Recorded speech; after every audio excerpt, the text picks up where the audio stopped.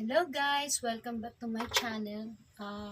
Naririto na naman ako muli para mag-share sa inyo ng aming ulam for today. Bali, magsisigang tayo ng leftover na fried chicken. Nabigla kayo, no? Kakaiba na naman yung ating lulutuin for today.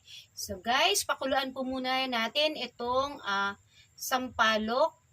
Hayaan po muna natin siyang kumulo kasi ipigain natin to. Ito po ang ating gagamitin na pampaasim.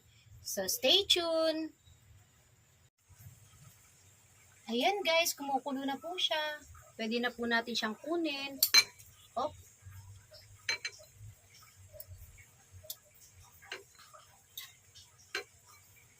At ito naman po ay ating ipigain. Kasi yung patas po nito ang ating gagamitin na pampaasim.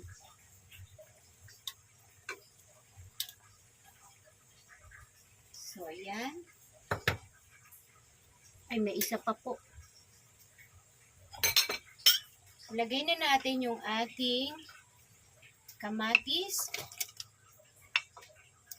siling green, at sibuyas.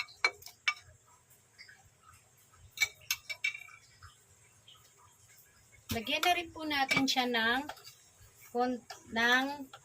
konting asin para magkalasa na po yung ating sabaw.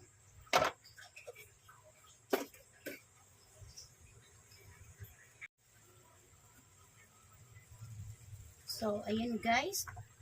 Kulong-kulo na siya. Lagyan din po natin siya ng shrimp flavor ng cube. Kasi iba po yung naibibigay na lasa po nito sa sabaw. Ito po siya, oh. Shrimp flavor. Yan. Habang kumukulo siya, ilagay na po natin yung ating leftover na fried chicken kagabi. Medyo madami-dami din po ito. So, nilagyan ko naman po siya ng twist.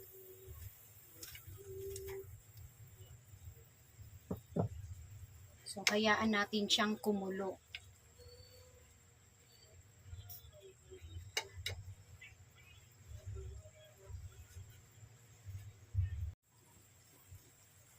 Lagyan na rin po natin siya ng paminta.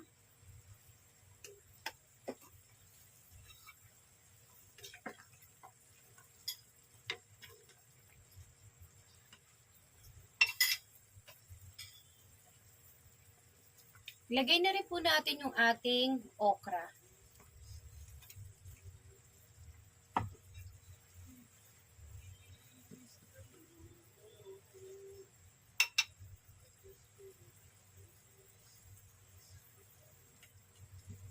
Tikman natin yung sabaw niya.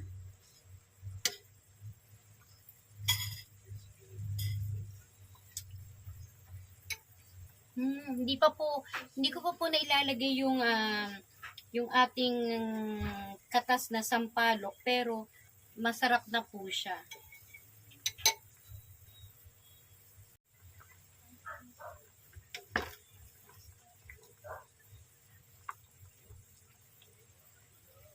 Lagay na po natin yung ating sampalok po na kinatas natin. Ito po siya.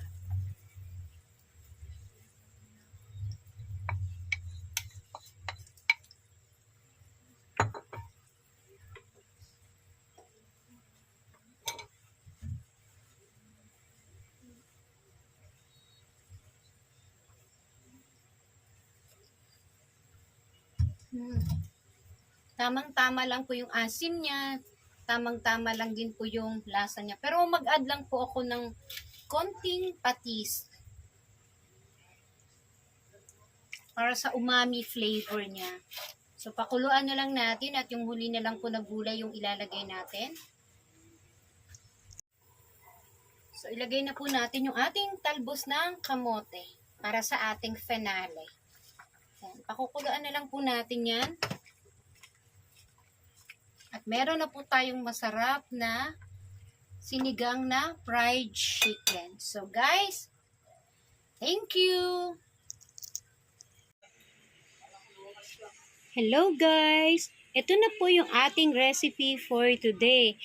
Yung simpleng luto lang pero mapapa-upgrade mo yung ating leftover na chicken.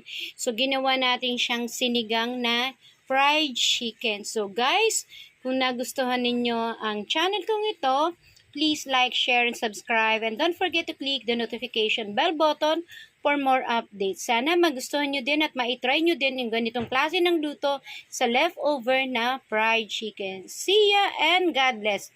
Kain na po tayo!